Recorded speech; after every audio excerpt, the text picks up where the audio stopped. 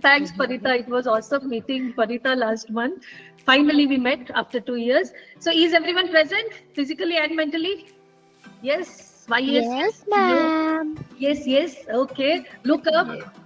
Head up. Down. Right. Left. Down. Up.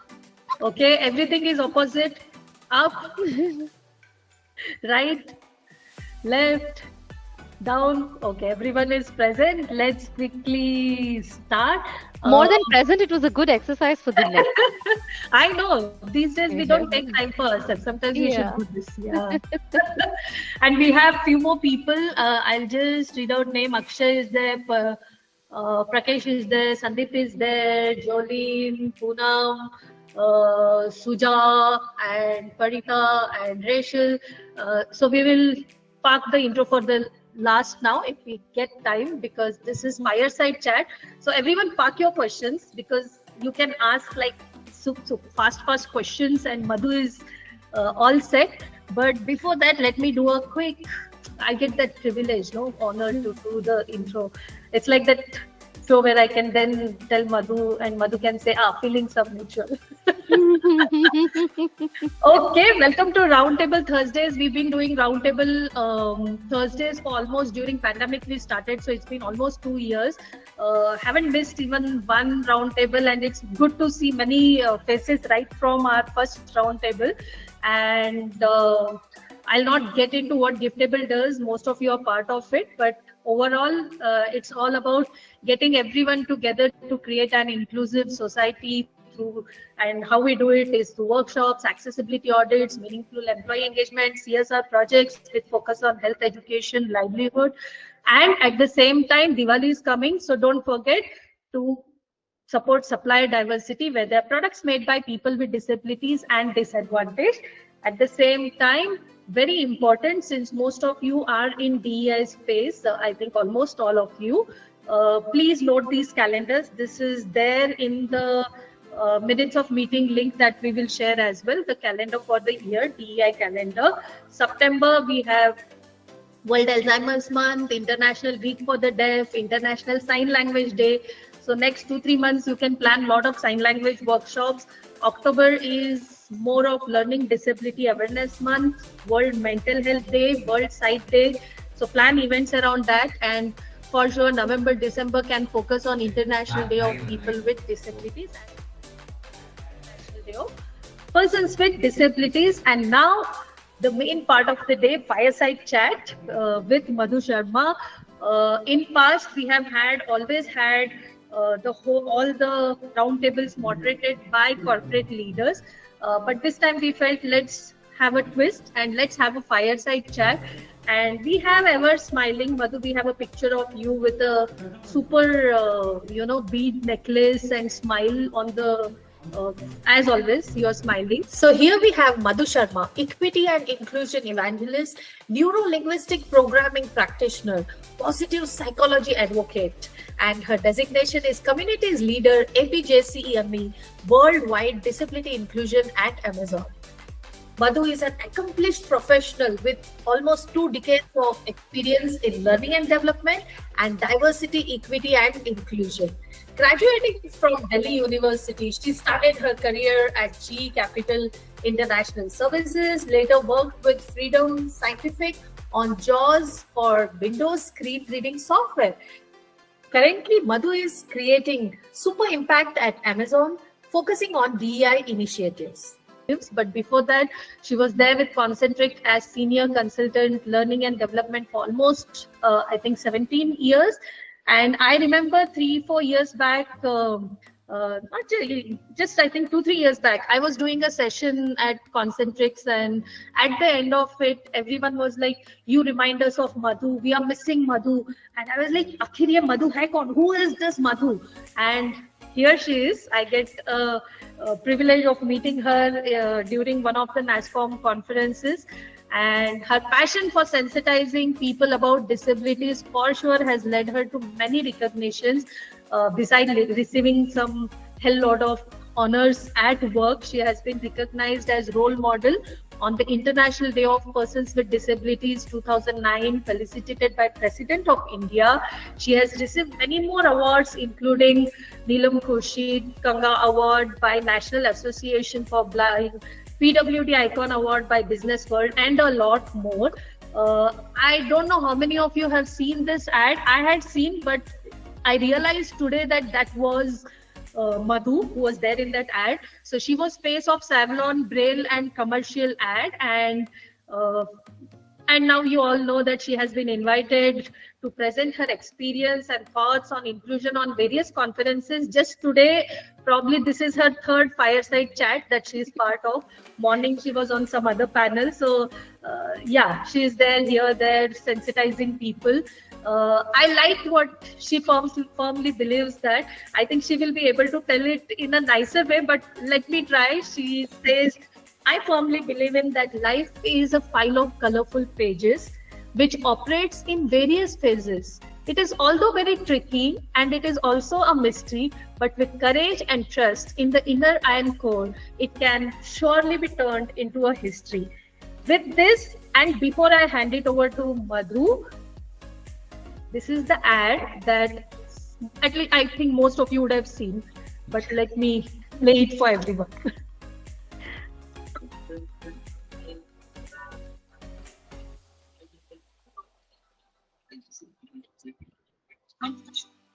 अगर चोट आसानी से लगे तो मदद भी आसानी से मिलनी चाहिए। इसलिए अब से सैवलॉन की बोतल आती है नेत्रहीन सहायक ब्रेल मार्किंग के साथ।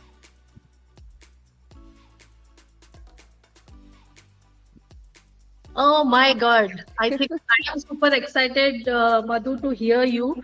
And I will not be asking many questions. This is fireside chat. I will, in fact, encourage everyone to ask and keep their questions ready.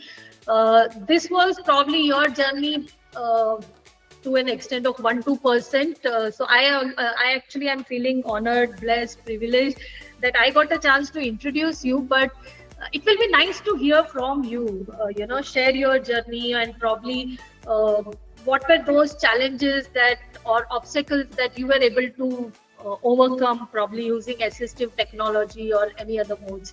So let's hear from you.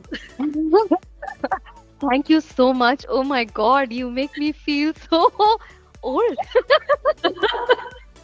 Yeah, 2 decades of experience. Oh my God. Now there is this old lady like a grandma here to talk to everyone. Ishma, you should record this, yeah. Yeah.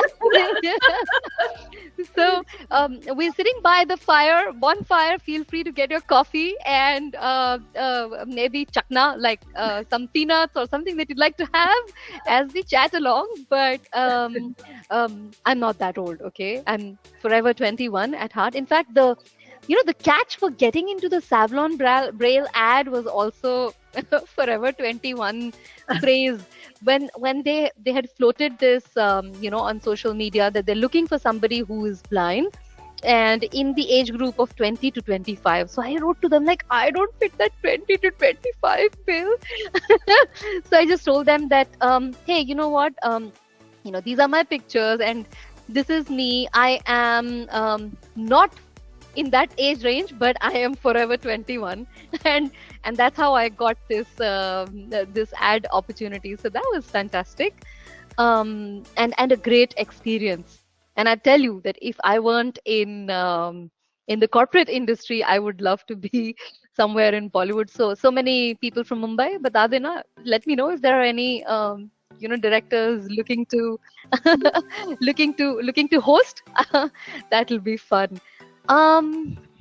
About my journey, about me, who am I? That's $1 million question. I'll share the bank account details with you. You can deposit. INR will be good as well because $1 million is a lot. So, where did this begin? It all started with congratulations, a girl child is born, and there came me. And for my parents, I was the second girl child. I have an elder sister, and my elder sister is also totally blind. When my sister was born, it took about 3-4 months for my parents to realize that she had a disability. But when I came, in fraction of a moment of a second, they knew. My mom knew that I couldn't see. And of course, disability is not like people would dance and say, "Hey, balle balle," good fun to have disability. It's not like that. But the thing is, my parents had experience of my sister, and they welcomed um, what God had blessed them with, what came their way with open arms. It wasn't easy for them, but I think a lot of the challenges that um, I faced or my sister faced and we faced were uh, not felt and experienced like shortcomings or challenges, were more like opportunities to seek solutions. And that's where I owe wherever I am today to owe it to my upbringing, how my parents nurtured me. So I did that. Yeah, I mean, I started educating myself, and a lot of challenges came my way. Now that it is established that I am very old, you would know that there wasn't the awesome technology that we have right now back then. Challenges used to be making notes. I used to make notes in Braille, and teachers would dictate. So of course, I couldn't see the board. I had zero sight, but I would make a lot of notes, and then I was slower than my classmates. So I would lag behind, and my little finger would always hurt by tick, tick, tick, tick, tick, typing in Braille, and that stylus and the Braille slate. There was like a permanent mark on my little finger because of constantly, rubbing against it. So it used to be painful, but I managed. And then I also took a lot of support from National Association for the Blind. That was my resource school. I was really, really blessed, to go to NAB. When I went to NAB, the teacher, the principal there, somehow, I don't know, maybe I was a naughty and bubbly child back then.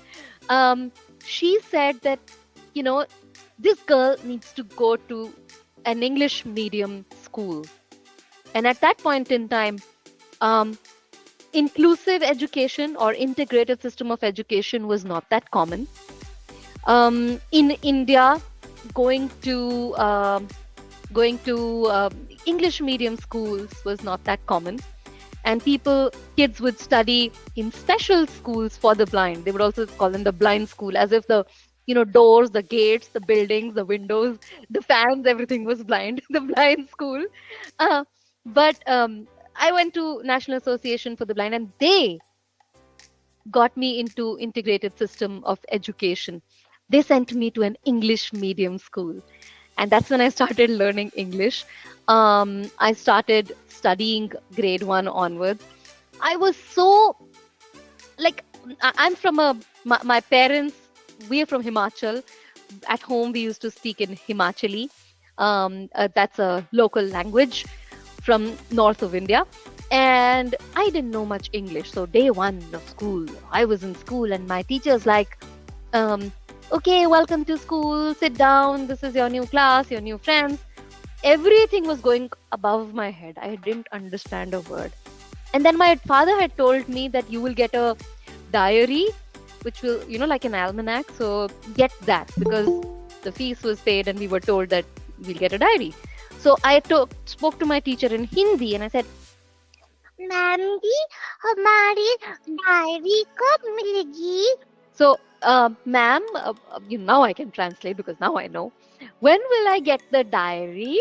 So the teacher said something, and it was a convent school, and language from, a lot of my teachers were from south of India, and with a South Indian accent. And in English, she said something. No, I don't know till date what she said, because I didn't know English. So one period down the line, I again asked, "Ma'am ji, diary kab milegi?" And then this happened 3-4 times, and then finally, that used to be fine if we spoke in Hindi. But then finally, She explained it to me and I understood. And slowly, gradually, I learned English. And my dream was to be an English teacher. I used to think, oh no, what jobs will I get, being blind? But then I wanted to be an English teacher. That dream got fulfilled as well when I worked with IBM Daksh as a voice and accent and soft skills trainer, and then learning and development trainer. But yeah, so learning English, lack of material, lack of audiobooks was a big challenge. Availability of writers used to be another big challenge. I remember I was in grade 10, and I don't know if you know, but we usually get one class junior writer to write as a scribe. So basically, for a grade 10 exam, grade 9 student would be the writer. So there is zero scope of cheating. There was this one day where I had my exam, and unfortunately there was a strike. And because of the strike, my writer could not turn up. And there I was. I managed to finally somehow reach the venue, the center. I was sitting there, waiting for the writer, and then but she didn't turn up. She couldn't. That time even phones weren't that easily available. So, but finally, I've always believed in finding solutions. I requested the center. I told them that there is a hostel there. Can you call someone? Can someone write for me, please? And they sent somebody with who was in grade 9, staying in the hostel, to write for me. There's a joke that runs in the family that if you ask for something, you usually get it. But if we ask for something, my brother's like, if I say I need an upgrade, they'll say, yeah, go serve, go do this, do that. But if you ask for an upgrade, or if you ask for something, people jolly well give it to you. So anyway, I got the writer and I appeared for my exam. Challenges, what else? Yeah, there have been other challenges as well. But a lot of them, Prarthana got, and everyone, were really resolved and solved with technology. Another challenge, that a lot of us people with disabilities will also be able to relate, is that we are denied a lot of things. And I remember I was denied pursuing psychology because I'm blind. So when I had the marks to get it, I had the to get the cutoff, but and I went to Ladies Sriram College, but and it's a very, very nice, well-known college in Delhi University.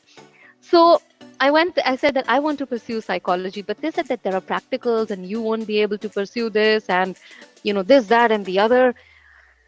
But so I fought a bit.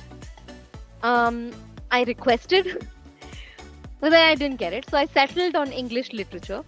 But how I see this is that when I started my career, I spent good 16 years, 17 years in the space of learning and development.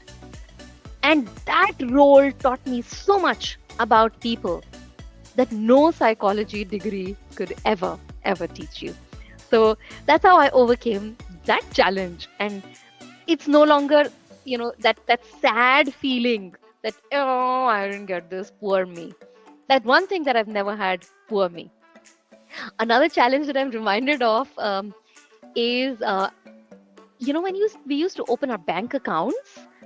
My first job, they asked me, they were to open a bank account for me, and they said, you need to sign. I said, fine. But then they said, your signs don't match. So we will open an account for you, but we will not give you a card, a debit card. We will also not give you a checkbook. You will need to come with someone to withdraw. I'm like, what the hell is that? I mean, why? And I remember my first job, how we are meek and vulnerable as well. And I cried and I cried and I cried and I felt bad.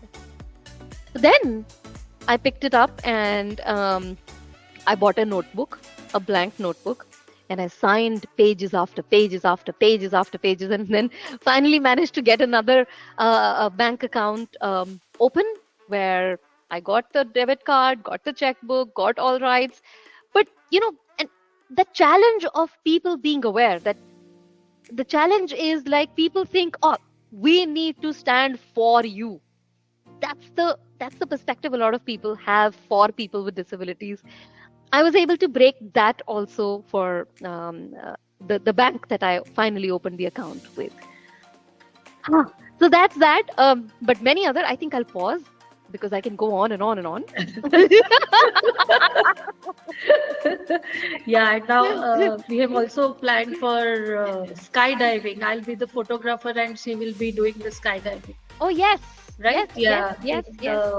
Dubai and New Zealand. Dubai and New Zealand. Those are the two places I am dreaming of doing skydiving. Whichever place is willing to welcome me first, I will go there. I've I've done bungee jumping. Um, that was fun. I've done paragliding. So now I'm really aiming for skydiving. Yeah, so the deal is I am scared of skydiving, so I've told her I'll come with you, but maybe I'll do photography. And that was what she said. Yes, Clarissa, you have raised and you have a question. Oh no, I wanted to react and then I realized I raised my hand. And Madhu, there are a lot of reactions coming, so there are a lot of hearts and claps coming while you were talking. So just got to add that. So a lot of Thank loves, you. claps, loves, caps. Moving to the next question, and probably I'll not ask you more questions. I'll leave it to the audience to ask. But yeah, now that you play the role of a DEI leader, what unique Yeah. insights do you think you bring on table in terms of, say, identifying specific needs of individuals with disabilities, Right. and also how can these be incorporated into the design of, say, low cost but high tech assistive devices? So as a Right. DEI leader, what is your opinion? Um, my sense is that one, accessibility needs to be a priority because it is not a good to do thing, or it is not a nice to have thing. It is a must have. And when we build in accessibility at the design stage, whenever a product is born, any technology is born, if that is inclusive of the features that enable the product to work with assistive technology, the product to be inclusive, I think it can really, really be a game changer. That's one point. um I'm able to guide this to people. A lot of times people ask me that, hey, is there assistive technology available for blind low vision? Hiring in an LOB, they're thinking of hiring a person in a line of business, and they say that, is a software or is technology available?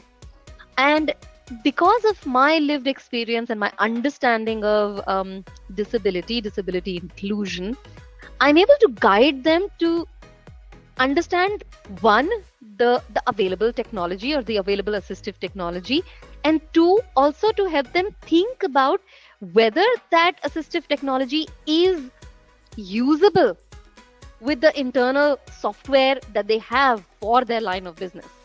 So I may have JAWS as a screen reader for being independent, for working independently on the computer. But if you give me a tool which does not work with JAWS, what good is that then, to have JAWS on my computer, and I'm not able to work? So I think that's an important one.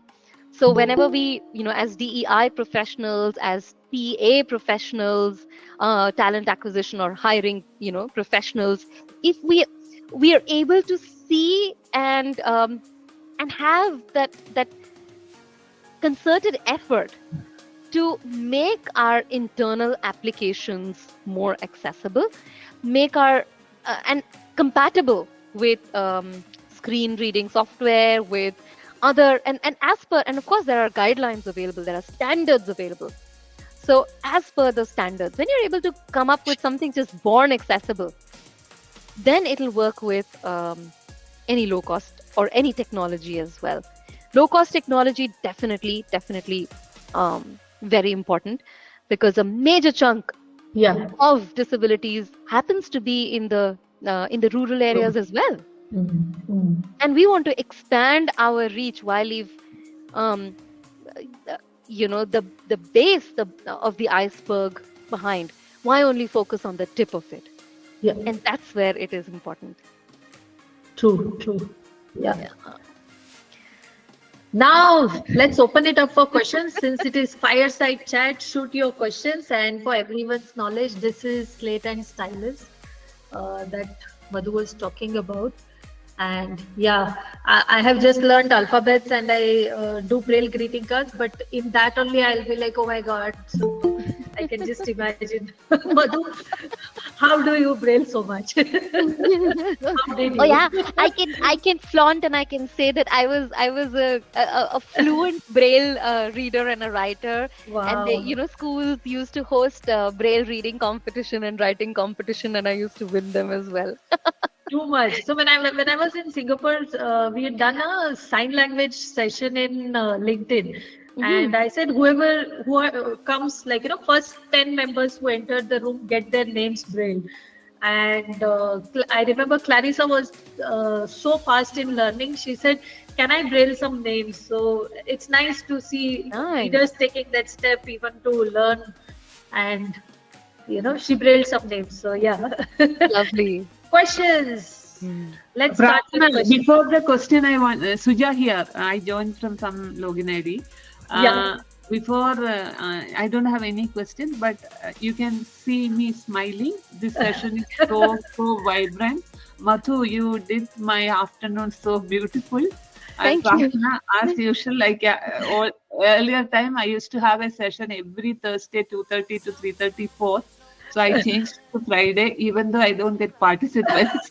Oh my I'm God. okay. I'm okay for the last Thursday. I don't mind. But she brings something really good to the Thursdays. Yeah, I'm Oh literally my looking God. forward. Thank you so much. Thank you so much. Yay, round Yay. table. These are thirsty Thursdays, because there is thirst for learning, which Prasana is able to help you quench. Thank you. Okay. And Clarissa, I'm happy to teach you, help you revise. Let me know when you want me in Singapore. Madhu, meet me outside later. Also, Yeah. I wanted to say one more thing. There is a CII session for leadership is happening. Burnout. I got into that session also at the same time. I realized that that's not mine. Yeah, I have to laugh. I don't want to burn out. I want to be here. Yay. Awesome. Okay. Questions? Anyone? Madhu, did you answer everything in my 2 questions that nobody has questions? Yes, Parita. Parita has raised hand. Parita, you want to ask a question? Thanks, Yes. Pratna. Hi, Mother. Good afternoon. Good I mean, afternoon. I'm just like, listening to you and smiling as everybody said. And I think I don't want to use the word inspiration, but that's the first thing that's coming to my mind. Because, like I myself have lost my hearing a couple of years ago. And like I'm working in a corporate. So, like, I'm facing a lot of challenges and trying to figure out how to adjust to this new environment and, this whole ecosystem. But at the same time, I'm trying to learn what I can do to support other individuals like me, who are falling in the whole disability sector. And I think there is so much to learn from you. And I really love the fact that you said that, there was nothing that you felt sorry for yourself or anything like that. And I think that is something that all PWD should really focus on. And I think corporates have actually moved on a lot. Like, we've become really quite positive in accepting the whole disability aspect of diversity. And I think people like you are really to thanks, because that is how probably the moment has started. You must have started working on this a couple of years ago, lots of many years ago, but this is like really wonderful. Thanks for doing this for all of us, and like guiding us on this. Yep. Thank you so much. That is really heartening to hear. And one thing I would say is congratulations to all of us for Disability Pride Month. We're still in July, so yeah, we can say that. Yeah, and I'm proud of myself. Not because I'm blind, but I'm just proud of myself. And also, the other thing that I'll say is do not hesitate to ask for any accommodations that you may need, because accommodations, and a lot of times, we as people with disabilities may end up thinking, if I ask for this, what will people think? If I ask for that, what will the other person think? Or will they will they really downplay my capabilities? Will they underestimate me? Or so if you need an accommodation, your productivity will multiply manyfold, and you'll be able to open doors for many others. So I think that's one point as a response I would like to add. So, Madhu, this is Reshma here. I would like to hold you there. You said don't hesitate to ask for accommodation. So we were recently having a debate, right? When we say we want people, with disabilities to feel like they are part of any organization or anything that we do, right? But somebody said that, we should not be treating them differently. So I would like to hear your thoughts. What does treating them differently mean? I feel when you do that, you feel excluded, right? Yes. So where is the inclusivity part? So I would like to hear from you. What is that, in your perspective is, inclusive behavior? I do understand there are certain accommodations, but Totally. definitely like to hear from you. Totally. Thank you for that. And a lot of times when people say that, they are using equity and equality as synonyms. And, there is a difference between the two. In order to be inclusive, I not only invite people to the party, right? I invite people to the party, a lot of different people to the party. That is diversity. When I let them dance, that is inclusion. Let everybody dance, that is inclusion. When I let everybody dance to the beats of their choice, that is equity. And I think this image that I was, somebody had explained that to me, and you all may have seen it, where, there was this playground and people could watch a game. And there was this big net, right? And there was a little person, there was an average height person, there was a very tall person. Now, if you have the mindset of equality, you'll say let the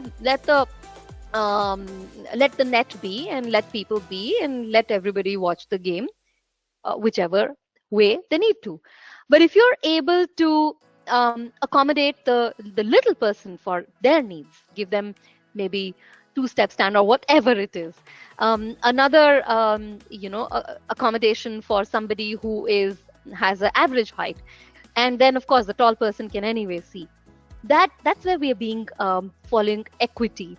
Better still, remove the net and let everybody enjoy the game, right? So my sense is we can be inclusive when we are able to look at things with equity. A lot of times people also say that, we want to be inclusive and we don't want you to feel any different. And that's why we will give you the same, same amount of work, same amount of same environment to work. But if an individual needs an accommodation, say if an individual needs 2 monitors, if an individual needs, say, 1 extra break to get up, take a walk and stretch and come back, that will really, really change the game. Productivity will increase, inclusion will increase. So at the cost of making yes, equality is important. We need to have equality, but not at the cost of equity. That's how I feel about it. Thank you, Madhu. Thank you so much. And I always tell people, don't look at the disability, hire them for the capability, right? I mean, don't look what they cannot do, look what they can do. So I think that's what I keep telling, so that, Totally. it's a team that we all can work together. Thank you so much, Madhu. Absolutely. Hire the person for their capabilities. Yes. And a lot of times people do this. Okay, let me list down 5 jobs that that blind folks can do. Or let's list, these are the 2 jobs that deaf or hard of hearing folks can do. That also does not help. Absolutely. Yes, that doesn't help. I think we should hear it out from them rather than we listening it out for them. Yes.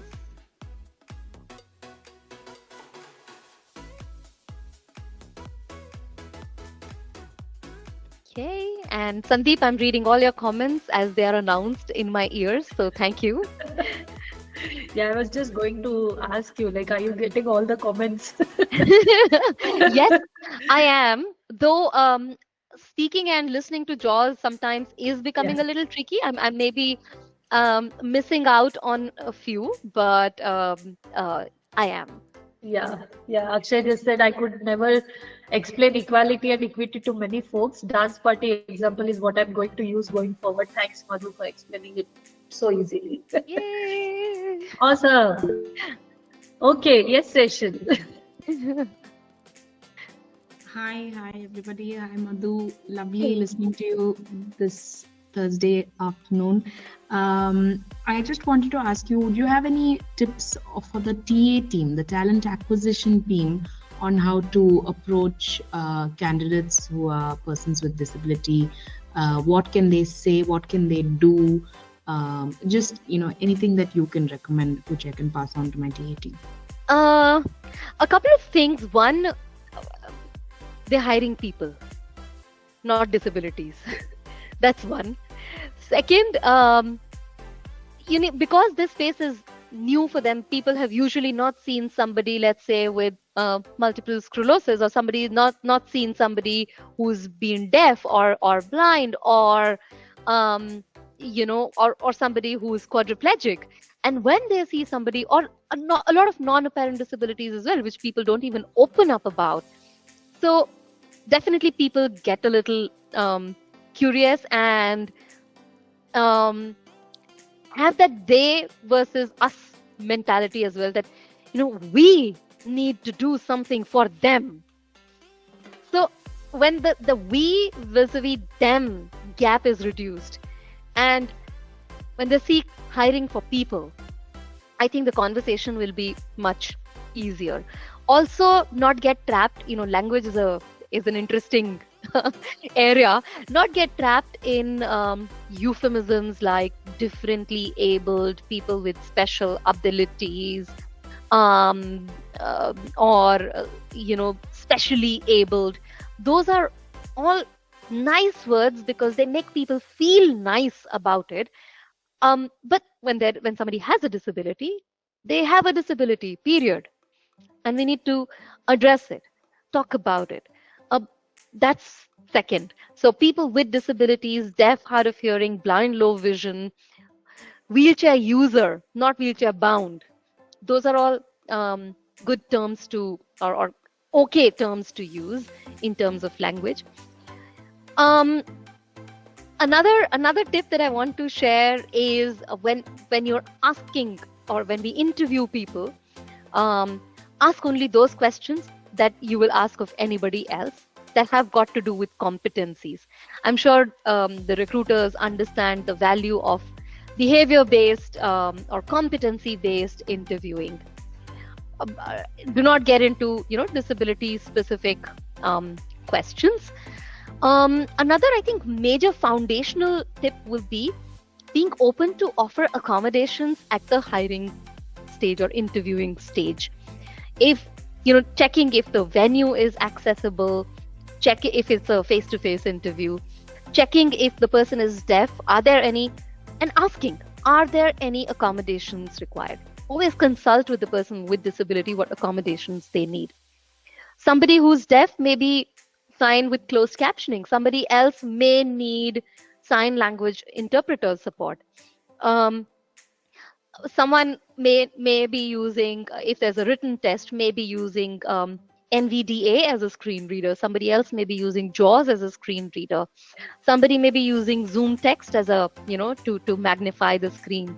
So always a good idea, if we want to be ahead in the game, to be able to offer accommodations for people with disabilities as per their requirements.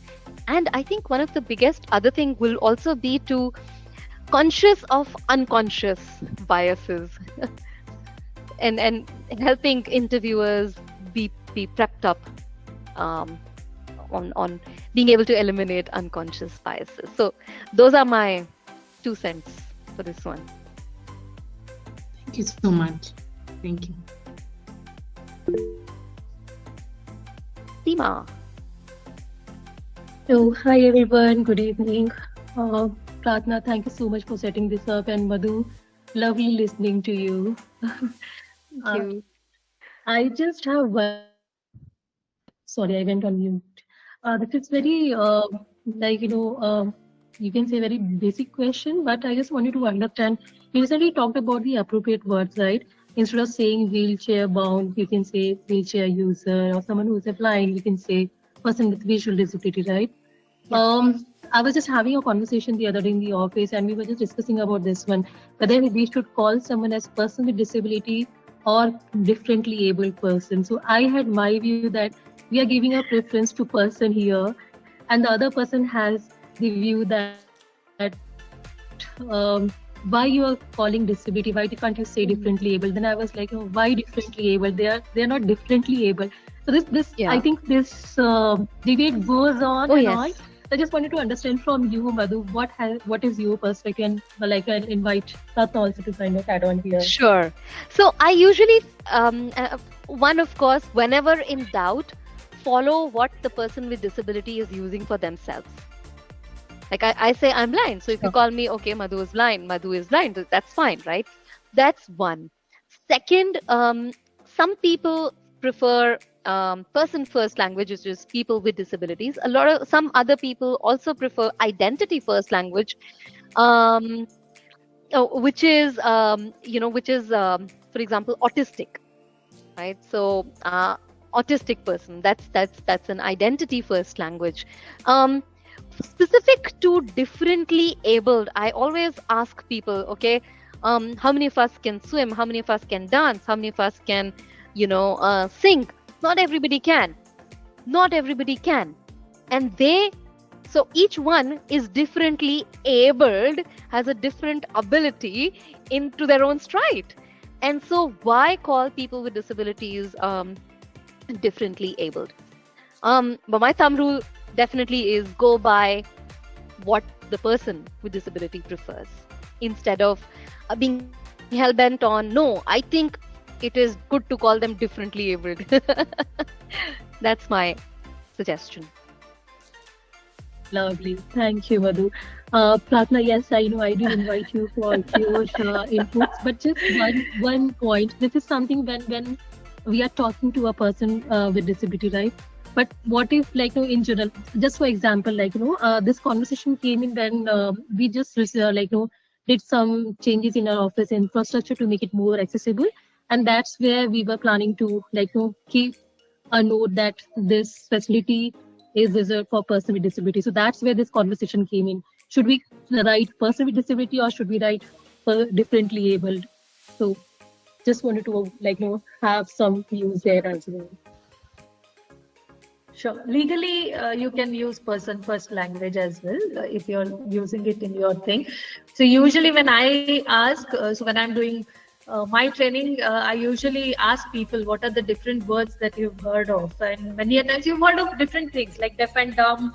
To then we said a little nicer version, deaf, to little more nicer version, hearing impaired.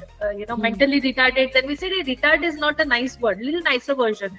Mentally challenged. Mental word is not nice. So we then said, oh, differently abled. No, they are special. So specially abled. And what do we call people who do not have any disabilities? Now, if this session was supposed to Non-disabled. Non-disabled, but we would end up saying, oh, you know what, in today's giftable session, there were few specially abled, rest were normal. Normal. And it's not that we are telling it purposely or like, so one day there was this conference of all people who have disabilities. They said we get so many names, no? So today we will give name to all the normal people of this earth. And people who do not have any disabilities, they got a nice name, which was TAB, temporarily abled bodies. Yeah.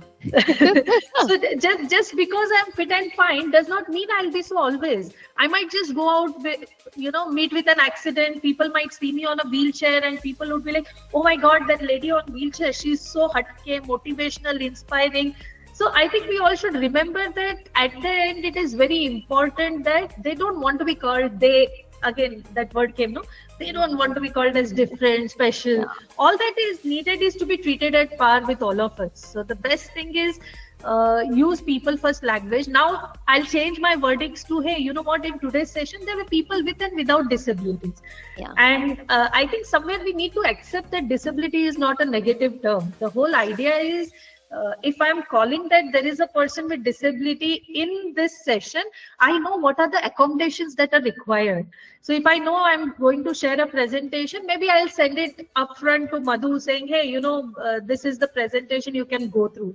Or if I know there are people who are deaf, I will use sign language interpretation, or I will call out, there are closed captions.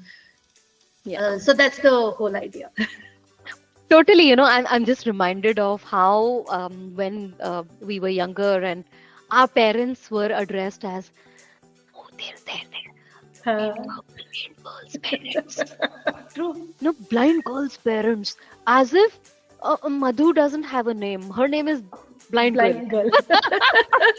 True. And we used to I remember probably I am from a small village. So I know people still use deaf and dumb.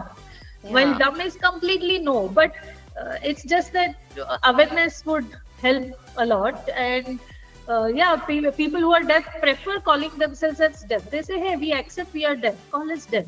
Avoid using word dumb and avoid using hearing impaired. So I think, lovely inputs. Yeah. Yes, Madhu, sorry, I interrupted. No, thank you so much. Sandeep, you had a question. So with Google Meet, it's not reading the reactions. It's reading the chat for sure, but not announcing the reaction. Actually, it's good in a way, because if it announced all the reactions, then my focus will divert, because I know you all are very kind and happy and heartily giving me a lot of reactions. So I really embrace and accept all the love that you're sharing. Thank you.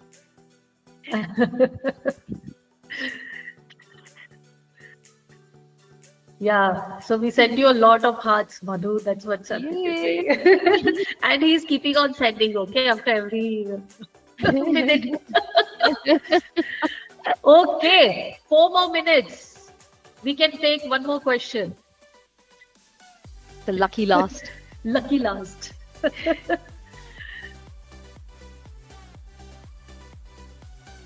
Question, comment, insight, it could be anything. Anything. Else we will start the song. Just before everyone joined, Madhu and I were singing song. Yes, Clarissa. Yeah, with the lucky last. I'm curious, Madhu, as to how do you think employee resource groups within companies can be helpful for colleagues with disabilities? How should they engage colleagues with disabilities? To ensure that they are creating that inclusive workplace for them? Oh, a lot. That's one word answer or 2 words answer. A lot. But I would say that in fact, in my previous organization, I set up and I led the employee resource group or staff resource group, or at Amazon, we call it affinity group. Different organizations have different names for it. And in fact, in my current organization as well, I lead the group and as a co-lead. And the value we are able to bring is we are able to create a safe space for people where they can ask their questions, to raise challenges and concerns, take a consolidated voice of the group to senior leadership as well wherever required. And that belongingness is multiplied, where we are also able to feel that, oh, we can help each other, we can collaborate and help each other. Just recently, because I'm on the, we have the ERG, people with disabilities, we were able to help an employee understand what will their accommodation need be, and help this person get a software as well. So it really is an enabler. And a lot of people with disabilities, like Sandeep is also putting in the chat, who are not confident about talking or sharing, they feel much more confident and comfortable. And absolutely, it strengthens that sense of allyship, and allies want to collaborate, want to contribute, and join the bandwagon. So a plus 1,001 million to the importance of ERGs. Yes, Rachel.